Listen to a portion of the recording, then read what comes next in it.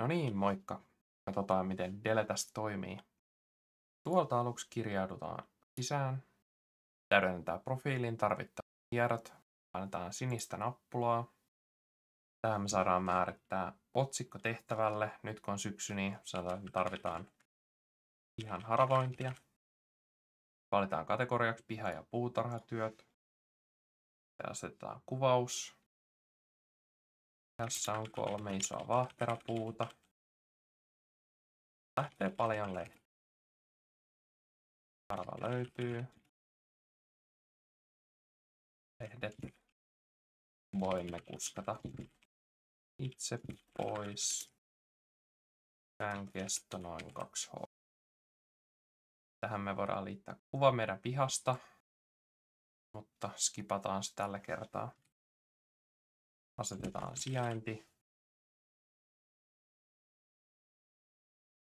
Ja sitten päivämääräksi laitetaan ennen kuun loppua. Määritellään ajaksi aamusta iltapäivään. Otetaan hinta tehtävälle, jonka me ollaan valmiita maksaa. Me kyppiä kuulostaa hyvältä. Katsotaan, että kaikki on ok.